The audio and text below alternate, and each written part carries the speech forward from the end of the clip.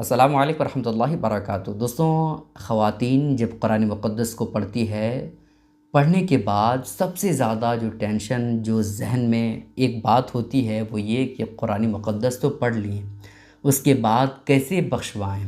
किसी हाफ़िज़ साहब को बुला लें या किसी आलिम दीन को बुलाएँ या किसी और बख्शने वाले को बुलाएँ, है ना? तो कब बख्शवाना चाहिए और ख़ुद से कैसे बख्शवा सकते हैं, और अगर नहीं बख्शवाते हैं तो क्या जो कुरान मुक़द्दस पढ़े हैं वो बेकार हो गया। इन बातों की हकीकत आज मैं आपके सामने बताने वाला हूँ। बस आपसे गुजारिश है कि वीडियो को आप आखिर तक देखिएगा। वीडियो अगर आपको पसंद आती है लाइक करने के साथ साथ चैनल को ज़रूर सब्सक्राइब कर लीजिएगा।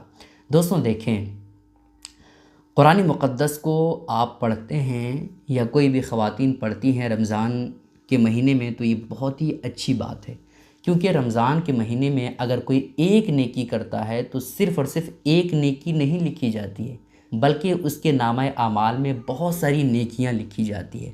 तो कुरान मुक़द्दस को अगर आप मुकम्मल पढ़ते हैं या एक दो पारे पढ़ते हैं तो ये बहुत ही अच्छी बात है।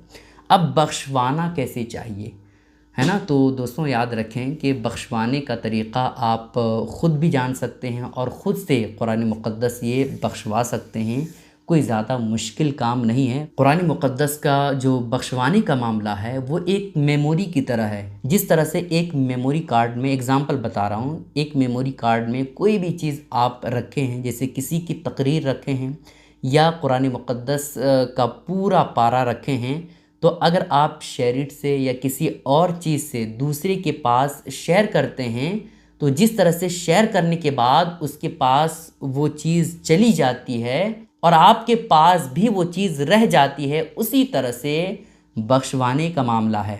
अगर आप या कोई भी कुरान मुक़द्दस पढ़ता है तो ख़ुद ब खुद उसके नामाए आमाल में सेव हो जाता है। अब अगर किसी के नाम से बख्शवाता है तो उसके नाम से भी बख्शा जाएगा और इसके नामे आमाल में ऑलरेडी सेव है। समझ रहे हैं आप बात को?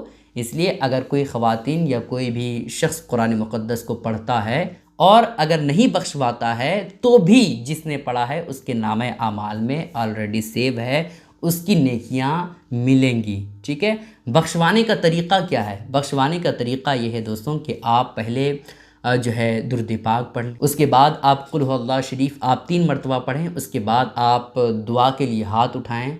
दुआ के लिए हाथ उठाने के बाद आप नबी पाक अलैहिस्सलाम का वसीला पेश करें और नबी पाक अलैहिस्सलाम की बारगाह में नज़र करने के बाद जितने भी अंबिया कराम हैं, जितने भी शुहदाए कराम हैं, जितने भी बुज़ुर्गान दीन हैं, उन तमाम की बारगाह में ये कहें कि पेश करता हूँ, कबूल अता फरमा। उसके बाद आप जिसके नाम से बख्शवाना चाहते हैं उनका नाम ले करके ये कहें कि या अल्लाह, मैं उनके नाम से कुरान मुक़द्दस को बख्शवा रहा हूँ, कबूल अता कर। तो हो जाएगा, इसमें कोई हर्ज की बात नहीं है।